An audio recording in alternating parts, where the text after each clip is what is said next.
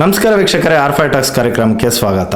ಇವತ್ತು ಟಾಕ್ಸ್ ಕಾರ್ಯಕ್ರಮದಲ್ಲಿ ವಿಷಯ ಏನು ಅಂತಂದರೆ, ಎಷ್ಟೋ ಜನ ಜಮೀನುಗಳು ಪರ್ಚೇಸ್ ಮಾಡಬೇಕು, ಕೊಂಡ್ಕೋಬೇಕು, ಮಾರಬೇಕು ಅಂದ್ರೂ ನೂರಾರು ಬಾರಿ ಯೋಚನೆ ಮಾಡ್ತಾ ಇರ್ತಾರೆ. ಅದರಲ್ಲೂ GPA ಮಾಡಿಸ್ಕೊಂಡು ತಾಲೂಕು ಆಫೀಸಲ್ಲಿ ಇಟ್ಕೊಂಡ್ರೆ ನಮ್ಮ ಹತ್ರ ಕ್ಲಿಯರ್ ಆಗಿರುತ್ತೆ, ಯಾವುದೇ ಒಂದು ದಾಖಲಾತಿಗಳು ಕೊರತೆ ಇರಲ್ಲ ಅಂತ ಅಂದ್ಕೊತಾರೆ. ಆದ್ರೂ ಮೋಸಕ್ಕೊಳ್ಪಡ್ತಾರೆ. ಇವತ್ತು ಅದೇ ರೀತಿ ವಂಚನೆಗೊಳ್ಪಟ್ಟು ಒಬ್ಬ ವ್ಯಕ್ತಿ ಯಾರಿಗೂ ಈ ಥರ ತೊಂದರೆ ಆಗಬಾರ್ದು ಮುಂದಿನ ದಿನಗಳಲ್ಲಿ ಅಂತ ಅಂದ್ಬಿಟ್ಟು ಅವ್ರಿಗಾಗಿರೋ ನೋವುಗಳು, ಅವ್ರಿಗಾಗಿರೋ ಕಷ್ಟಗಳು ಅದನ್ನೆಲ್ಲ ಸಾರ್ವಜನಿಕರ ಮುಂದೆ, ಅಧಿಕಾರಿಗಳ ಮುಂದೆ ಹೇಳ್ಕೊಳ್ಬೇಕು ಅಂತ ಅಂದ್ಬಿಟ್ಟು ನಮ್ಮ ಟಾಕ್ಸ್ ಕಾರ್ಯಕ್ರಮಕ್ಕೆ ಬಂದಿದ್ದಾರೆ. ಅವ್ರನ್ನೇ ಈ ಕಾರ್ಯಕ್ರಮಕ್ಕೆ ಬರ್ಮಾಡ್ಕೊಂಡು ಅವ್ರ ಹತ್ರನೇ ತಿಳ್ಕೊಂಡಾನೆ ಏನಾಗಿದೆ. ಸರ್, ಕಾರ್ಯಕ್ರಮಕ್ಕೆ ಸ್ವಾಗತ. ಸರ್ ನಮಸ್ಕಾರ. ಇವಾಗ ನಿಮ್ಗೆ ಆಗಿರೋ ಮೋಸ, ವಂಚನೆ, ಅದ್ರ ಬಗ್ಗೆ ಎಲ್ಲ ತಿಳಿಸ್ಕೊಡಿ ಸರ್ ಸಾರ್ವಜನಿಕರಲ್ಲಿ. ಸರ್ ತಿಳಿಸ್ಕೊಡ್ತೀನಿ. ಸರ್ ನಮಸ್ಕಾರ. ನನ್ನ ಹೆಸರು ಎನ್ ಪುಟ್ಟರಂಗಯ್ಯ ಅಂತ. ನಂದು ರಮಾಪುರ ಗ್ರಾಮ, ಹೊಸೂರು ಹೋಬಳಿ, ಗೌರಿಬಿದನೂರು ತಾಲೂಕು. ಈಗ ನನಗೆ ತೊಂದರೆ ಆಗಿರೋದೇನೆಂದರೆ, ನಮ್ಮ ರಮಾಪುರ ಕಂದಾಯ ವೃತ್ತಕ್ಕೆ ಸೇರಿರ್ತಕ್ಕಂಥ ಪಾಪ್ಗನಹಳ್ಳಿ ಗ್ರಾಮ ಇದೆ. ಪಾಪ್ಗನಹಳ್ಳಿ ಗ್ರಾಮದಲ್ಲಿ ಸರ್ವೆ ನಂಬರು 44, 11 ಎಕರೆ 5 ಗುಂಟೆ ಜಮೀನು. ಮೂಲತಃ ಬಂದು ದೊಡ್ಡಪ್ಪಯ್ಯ ಉರ್ಪು ಓಬಳಪ್ಪ ಎಂಬುವರಿಗೆ ದಿನಾಂಕ 8/9/41 KD-R ನಂಬರ್ 29/40/41 ಮಂಜೂರಾಗಿರ್ತೈತೆ. ಸಂಪೂರ್ಣ ಹರಾಜಿನಲ್ಲಿ ಹಣ ಕೊಟ್ಟು ತೆಗೆದುಕೊಂಡಿರುವ ಸೊತ್ತಾಗಿರ್ತೈತೆ. ಸದರಿ ಸೊತ್ತು ಮಂಜೂರಾದ ದಿನಾಂಕದಿಂದ 1964-65 ಪಾಣಿಯಲ್ಲಿ ದೊಡ್ಡಪ್ಪಯ್ಯ ಉರುಪು ಓಬಳಪ್ಪ ಅಂಥೇಳಿ ಪಾಣಿ 1980-81ವರೆಗೂ ಪಾಣಿ ಕಂಟಿನ್ಯೂ ಆಗಿರ್ತೈತೆ. ಆದರೆ ದೊಡ್ಡಪ್ಪಯ್ಯ ಉರುಪು ಓಬಳಪ್ಪ ಎಂಬುವರಿಗೆ 3 ಜನ ಮಕ್ಕಳಿರ್ತಾರೆ. ಒಂದು ಗಂಗಮ್ಮ, ಗಂಡನ ಮನೆ ವಾಸ ಪಾವತಿ. 2 ಚೆನ್ನಮ್ಮ, ಗಂಡನ ಮನೆ ವಾಸ ಪಾವತಿ. 3 ರಾಮಯ್ಯ ಪಾವತಿ. ಈತನಿಗೆ ಲಕ್ಷ್ಮಮ್ಮ 1ನೇ ಹೆಂಡ್ತಿ, 2ನೇ ಹೆಂಡ್ತಿ ಹನುಮಕ್ಕ. ಲಕ್ಷ್ಮಮ್ಮನು ಸಹ ಪಾವತಿಯಾಗಿರ್ತಾರೆ. ಲಕ್ಷ್ಮಮ್ಮನ ಮಗಳಾದಂಥ ರಾಮಲಕ್ಷ್ಮಮ್ಮ ಅಂತ ಇರ್ತಾರೆ. ಆದರೆ ಈ ಜಮೀನು 1980-81ರಲ್ಲಿ ಅಕ್ರಮವಾಗಿ ಫೋರ್ಜರಿ ದಾಖಲಾತಿಗಳನ್ನು ಸೃಷ್ಟಿ ಮಾಡಿ ಗಂಗಮ್ಮ, ಚೆನ್ನಮ್ಮ, ದೊಡ್ಡಪ್ಪಯ್ಯ ಅಂತೇಳ್ಬಿಟ್ಟು ಹೆಣ್ಮಕ್ಳು ಮಾತ್ರ ಅವರು ಖಾತೆ ಮಾಡಿಸ್ಕೊಂಡಿರ್ತಾರೆ. ಮೂಲ ಖಾತೆದಾರನ ವಾರಸುದಾರನ ಮಗನಾದ ಲೇಟು ರಾಮಯ್ಯ ಎಂಬುವನ ವಂಶವೃಕ್ಷದಲ್ಲಿ ಕೈ ಬಿಟ್ಟು ಖಾತೆ ಮಾಡಿಸ್ಕೊಂಡಿರ್ತಾರೆ. ಆದರೆ ಸದರಿ ಜಮೀನು ಅದು ಅದೇ ಥರನೇ ಮುಂದುವರ್ತಾ ಬಂದ್ಬಿಟ್ಟು ಇದನ್ನು ಖಾತೆ, ಪಾಣಿ, ಕೋರ್ಟ್ ಕಚೇರಿಗೆ ಮತ್ತು ಸರ್ವೆ ಮಾಡಿಸೋದ್ರಿಗೆ ಇತರೆ ವಿಚಾರವಾಗಿ ನನಗೆ ಈ ಮೂಲ ಖಾತೆದಾರನ ವಾರಸುದಾರರಾದ ರಾಮಯ್ಯನ 1ನೇ ಹೆಂಡತಿ ಮಗಳು ರಾಮಲಕ್ಷ್ಮಮ್ಮ ಹಾಗೂ ರಾಮಯ್ಯನ 2ನೇ ಹೆಂಡತಿ ಹನುಮಕ್ಕ ಎಂಬುವರು ಇಬ್ಬರೂ ಸೇರಿ ನನಗೆ ದಿನಾಂಕ 11/7/2024 general of power attorney GPA ಮಾಡಿ ಕೊಟ್ಟಿರ್ತಾರೆ. ಸದರಿ GPಗಿನ್ನ ಮುಂಚಿತವಾಗಿ ನನಗೆ ಸಿವಿಲ್ ಕೋರ್ಟಲ್ಲಿ ನೋಟರಿ ಮುಖಾಂತರ ಒಂದು ಸ್ಪೆಷಲ್ ಪವರ್ ಕೊಟ್ಟಿರ್ತಾರೆ. ಏನು ಪಾಪ ಹನುಮಕ್ಕನಿಗೆ 60 ವರ್ಷ ವಯಸ್ಸಾಗಿರ್ತೈತೆ. ರಾಮಲಕ್ಷ್ಮಮ್ಮನಿಗೆ ವಿದ್ಯಾಭ್ಯಾಸ ಗೊತ್ತಿರೋದಿಲ್ಲ ಮತ್ತು ಗಂಡನ ಮನೆ ವಾಸ ಇರ್ತಾರೆ. ಗಂಡನ ಮನೆ ವಾಸ ಅಂತಂದರೆ ದೊಡ್ಡಬಳ್ಳಾಪುರ ತಾಲೂಕು ಸಾಸಲು ಹೋಬಳಿ ಬನೂತಿ ಗ್ರಾಮದಲ್ಲಿ ವಾಸವಾಗಿರ್ತಾರೆ. ಬಟ್ ಆ ವಾಸವಾಗಿದ್ದಂಥ ಸಂದರ್ಭದಲ್ಲಿ ಅವ್ರಿಗೆ ಕಾನೂನು ಬಗ್ಗೆ ಅರಿವು ಇರೋದಿಲ್ಲ ಮತ್ತು ಖಾತೆ ಮಾಡಿಸ್ಕೊಂಬೋದಕ್ಕೆ ತಿಳುವಳಿಕೆ ಇಲ್ಲದ ಕಾರಣ ಅವರು ಹೆಣ್ಮಕ್ಳು ಮಾತ್ರ ಖಾತೆ ಮಾಡಿಸ್ಕೊಂಡಿರ್ತಾರೆ. ಮತ್ತು ಪುನಃ ಏನಾಗೈತೆ ಅಂತಂದರೆ, ಇದಕ್ಕೆ ವಂಶವೃಕ್ಷದಲ್ಲಿ ಮೂಲ ಖಾತೆದಾರನಾದ ದೊಡ್ಡಪ್ಪಯ್ಯ ಉರುಪು ಓಬಳಪ್ಪ, ದೊಡ್ಡಪ್ಪಯ್ಯ ಪಾವತಿ, ಹೆಂಡತಿ ತಿರುಮಲಕ್ಕ ಪಾವತಿ. ಅವರಿಗೆ ಗಂಗಮ್ಮ, ಚೆನ್ನಮ್ಮ, ರಾಮಯ್ಯ ಈ 3 ಜನ ಮಕ್ಕಳಲ್ಲಿ ಏನು ಮಾಡ್ತಾರೆ ಅಂದರೆ, ಈ ಚೆನ್ನಮ್ಮ ಗಂಡನ ಮನೆ ವಾಸ ಅಂದಮೇಲಕ್ಕೆ ಆ ಕುಟುಂಬಕ್ಕೆ ಹೊರಟೋದ್ರು. ಮತ್ತು ದೊಡ್ಡಪ್ಪಯ್ಯನ ವಂಶವೃಕ್ಷದಲ್ಲಿ ಕಂಟಿನ್ಯೂ ಆಗೋದಿಲ್ಲ. ದೊಡ್ಡಪ್ಪಯ್ಯನ ವಂಶವೃಕ್ಷದಲ್ಲಿ ಕಂಟಿನ್ಯೂ ಆಗಬೇಕಂದ್ರೆ ದೊಡ್ಡಪ್ಪಯ್ಯನ ಮಗನಾದಂಥ ಲೇಟ್ ರಾಮಯ್ಯ ಇವರ 1ನೇ ಹೆಂಡತಿ ಲಕ್ಷ್ಮಮ್ಮ ಪಾವತಿ, ರಾಮಲಕ್ಷ್ಮಮ್ಮ ಗಂಡನ ಮನೆ ವಾಸ ಹಾಗೂ ಹನುಮಕ್ಕ ಇವರಿಬ್ಬರು ಇರ್ತಾರೆ. ಹನುಮಕ್ಕನಿಗೆ ಸುಮಾರು 60 ವರ್ಷ ವಯಸ್ಸಾಗಿರ್ತೈತೆ. ಆ ಅಮ್ಮನಿಗೂ ಪಾಪ ಓದು ಬರ ಗೊತ್ತಿರೋದಿಲ್ಲ. ಏನು ಗೊತ್ತಿರೋದಿಲ್ಲ. ಆದ್ದರಿಂದ ಇವ್ರು ಏನು ಮಾಡ್ತಾರೆ ಅಂದರೆ ಆ ಜಮೀನು ಅವ್ರ ಹೆಸರು ಖಾತೆ ಮಾಡ್ಕೊಡೋದಕ್ಕೆ ಉಸ್ತುವಾರಿ ನೋಡ್ಕೊಂಬಂದಿದ್ದೆ ನನಗೆ ನಮ್ಮ ಗೌರಿಬಿದನೂರು ತಾಲೂಕು ಉಪನೋಂದಣಾ ಕಚೇರಿಯಲ್ಲಿ ನನಗೆ GPA ಮಾಡಿಕೊಡ್ತಾರೆ. GPA ಮಾಡಿಕೊಟ್ಟಿದ್ದಾದ ಮೇಲಕ್ಕೆ ಅವರೇ ಮುಂದುವರಿತಾರೆ. ಮತ್ತು ಇದರಲ್ಲಿ ವಿಶೇಷವಾಗಿ ಏನಾಗಿದೆ ಅಂತಂದರೆ ಈ ಚೆನ್ನಮ್ಮ ಗಂಡನ ಮನೆ ವಾಸ ಪಾವತಿ ಆಗಿರ್ತೈತೆ. ಚೆನ್ನಮ್ಮ ಗಂಡನ ಮನೆ ವಾಸ ಅಂತಂದರೆ ಗಂಡನ ಕುಟುಂಬಕ್ಕೆ ಸೇರಿರ್ತೈತೆ. ಮತ್ತು ಅವ್ರ ಮಗನೂ ರಾಮಯ್ಯ ಇರ್ತಾನೆ, ಆ ರಾಮಯ್ಯನೂ ಸಹ ಪಾವತಿ ಆಗಿರ್ತಾನೆ. ರಾಮಯ್ಯನ ಹೆಂಡತಿ ರತ್ನಮ್ಮ ಇರ್ತಾಳೆ, ಆ ರತ್ನಮ್ಮ ಸಹ ಅವ್ರ ಕುಟುಂಬಕ್ಕೆ ಸೇರಿರ್ತಾರೆ. ರತ್ನಮ್ಮನಿಗೆ 3 ಜನ ಮಕ್ಕಳು, 1 ಗಂಗಮ್ಮ, 2 ಪದ್ಮಮ್ಮ, 3 ವೆಂಕಟೇಶ, ಆಮೇಲೆ ಈತನ ಹೆಂಡತಿ ಅಂಬಿಕಾ. ಇವರು 5 ಜನ ಏನು ಮಾಡ್ತಾರೆ ಅಂದರೆ ಅಕ್ರಮವಾಗಿ ಈ ಪಾಪನಹಳ್ಳಿ ಗ್ರಾಮದ ಸರ್ವೆ ನಂಬರು 44 11 ಎಕರೆ 5 ಕುಂಟೆ ಜಮೀನನ್ನು ಗೌರಿಬಿದನೂರು ತಾಲೂಕು ಡಿಪಾಳ್ಯ ಹೋಬಳಿ ಸಿದ್ದೇನಹಳ್ಳಿ ಗ್ರಾಮದ ಚೈತ್ರ ಎಂಬುವರಿಗೆ ಅಕ್ರಮವಾಗಿ GPA ಮಾಡ್ತಾರೆ. ಅಕ್ರಮವಾಗಿ 5.5 ಎಕರೆ GPA ಮಾಡ್ತಾರೆ. ಮತ್ತು ಪುನಃ ಈ ನಮ್ಮ ಗೌರಿಬಿದನೂರು ತಾಲೂಕು ಕಸ್ಬಾ ಹೋಬಳಿ ಉಡುಮ್ಲೋಡು ಗ್ರಾಮದಲ್ಲಿರ್ತಕ್ಕಂಥ ರೂಪಕೋಮ್ ಅಶೋಕ್ ಕುಮಾರ್ ಎಂಬುವರು ಅವರ ಮಿಸ್ಸಸ್ಗೆ 5.5 ಎಕರೆ GP ಮಾಡಿಕೊಡ್ತಾರೆ. GP ಮಾಡಿಕೊಟ್ಟ ಮೇಲಕ್ಕೆ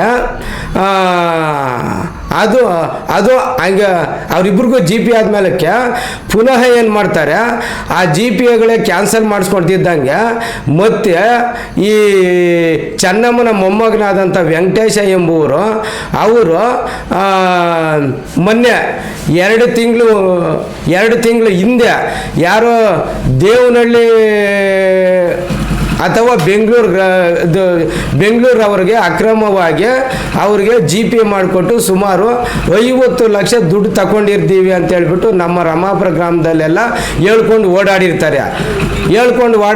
ಓಡಾಡಿದಂಥ ಸಂದರ್ಭದಲ್ಲಿ ಮತ್ತು ಪುನಃ ನಮ್ಮ ಗೌರಿಬಿದನೂರು ಸಿವಿಲ್ ನ್ಯಾಯಾಲಯದಲ್ಲಿ ಅವರು OS ನಂಬರು 400/2017 ಅವರು ಕೇಸ್ ಹಾಕೊಂತಾರೆ.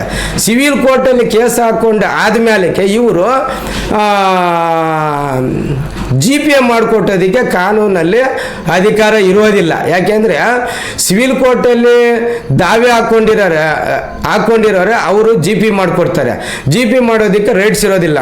ಮತ್ತು ನನಗೆ GP ಆಗಿರ್ತಕ್ಕಂಥ ಜಮೀನಿನಲ್ಲಿ ಇವರು ಅಕ್ರಮವಾಗಿ ಅದನ್ನು ಕಾಂಪೌಂಡ್ ಮಾಡೋದಕ್ಕೆ ಕಲ್ಲು ಡಿಮ್ಮಿಗಳನ್ನು ಹಾಕ್ಸಿರ್ತಾರೆ.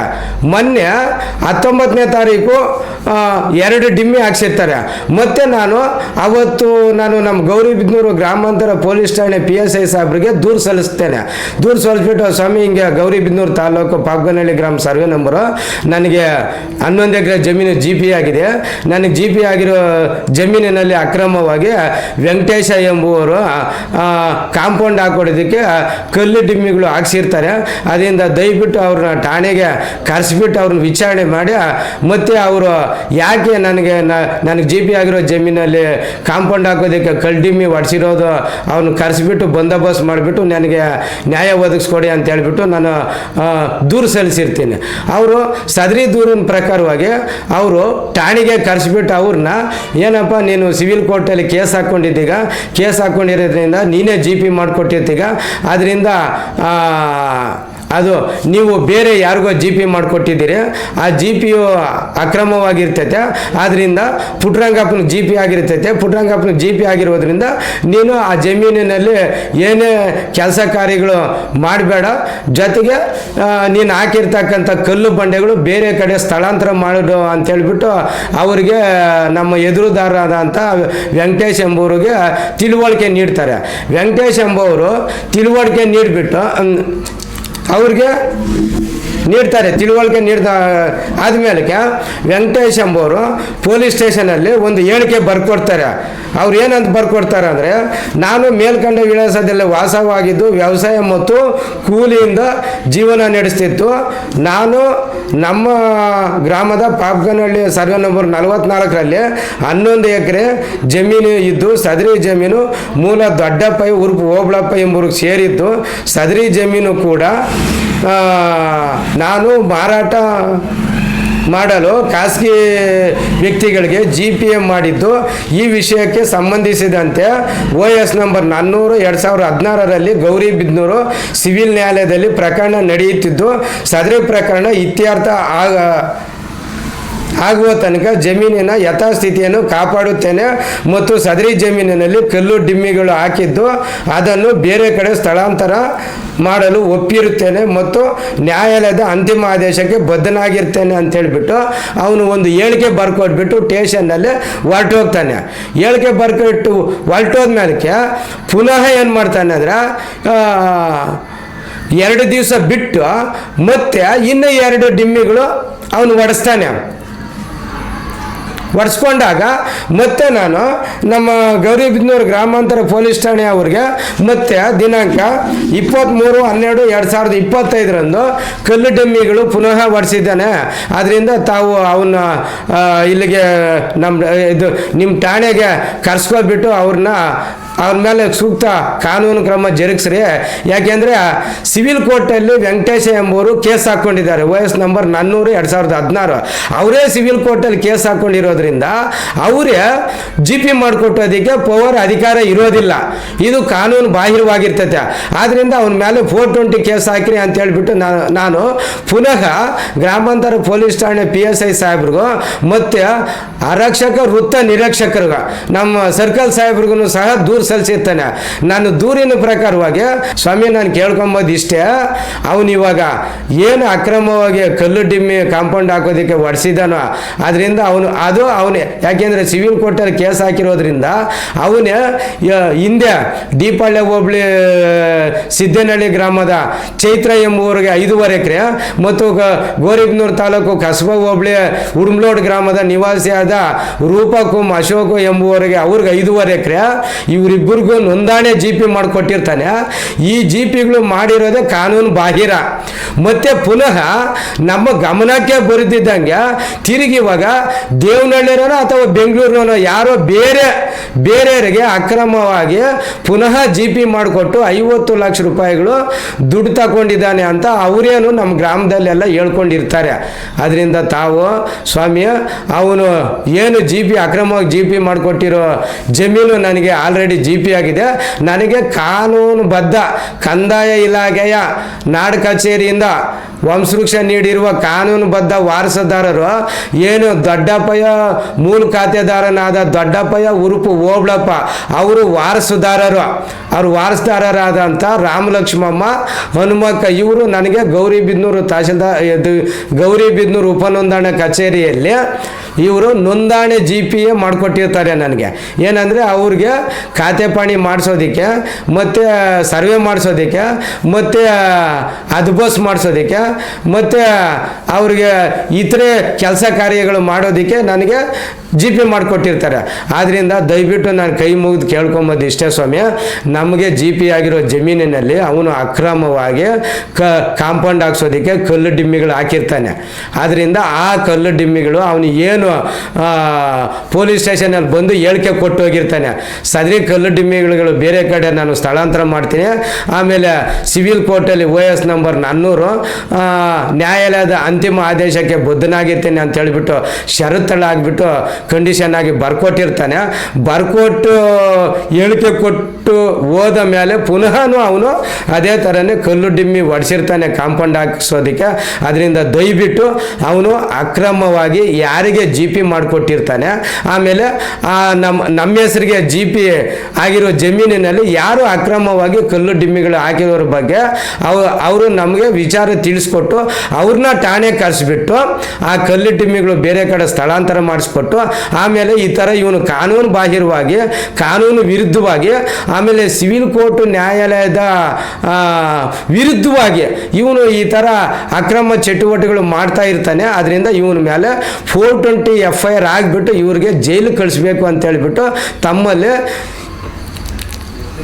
ಈ ದಿನದಂದು ನಾನು ನಮ್ಮ R5 ನ್ಯೂಸು ಸಂಸ್ಥಾಪಕರಾದಂಥ ರಘು ಅವರ ಸಮ್ಮುಖದಲ್ಲಿ ದಯವಿಟ್ಟು ಮನವಿ ಮಾಡ್ಕೊತೀನಿ, ತಾವು ಇದ್ರ ಬಗ್ಗೆ ಬಂದ್ಬಿಟ್ಟು ನನಗೆ ಸಂಬಂಧಪಟ್ಟ ಅಧಿಕಾರಿಗಳ ಹತ್ರ ಮಾತಾಡಿ ಅವ್ರನ್ನ ಏನು ಅಕ್ರಮವಾಗಿ ಅವನು ಕಲ್ಲು ಡಿಮ್ಮಿಗಳು ಹಾಕ್ಕೊಂಡಿದ್ದಾನೆ ಆ ಡಿಮ್ಮಿಗಳು ತೆಗ್ಸಾಕ್ಬಿಟ್ಟು ಆ ಜಮೀನು ನನ್ನ ವಶಕ್ಕೆ ಬಿಟ್ಕೊಡ್ಬೇಕು. ಮತ್ತು ಅವನು ಸುಳ್ಳು ಹೇಳ್ತಾನೆ, ಏನಂದರೆ ನಾವು ಅನುಭೋಗದಲ್ಲಿದ್ದೀವಿ, ಬೆಳೆ ಇಡ್ತಾ ಇದ್ದೀವಿ ಅಂತ ಹೇಳ್ಬಿಟ್ಟು.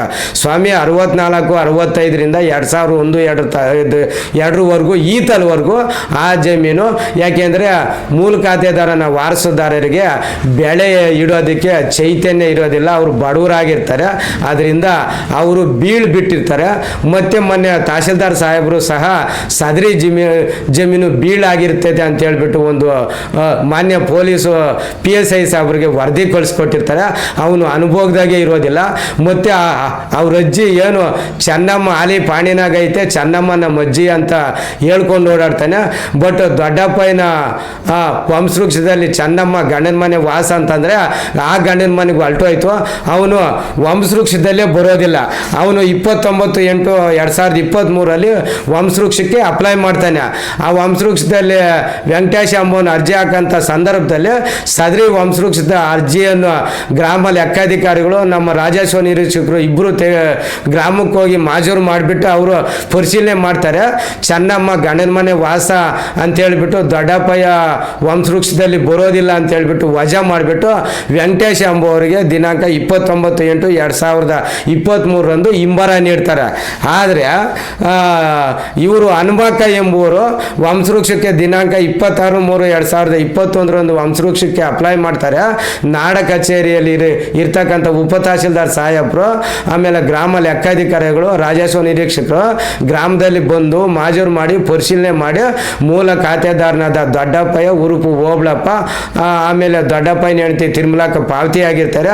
ಅವರು ಮಕ್ಕಳಾದಂಥ ಗಂಗಮ್ಮ ಗಂಡನ ಮನೆ ವಾಸ ಪಾವತಿ, ಚೆನ್ನಮ್ಮ ಗಂಡನ ಮನೆ ವಾಸ ಪಾವತಿ, ಆಮೇಲೆ ದೊಡ್ಡಪ್ಪಯ್ಯನವರ ವಾರಸುದಾರ ಅಂತ ಲೇಟ್ ರಾಮಯ್ಯ ಅವರು ಪಾವತಿಯಾಗಿರ್ತಾರೆ.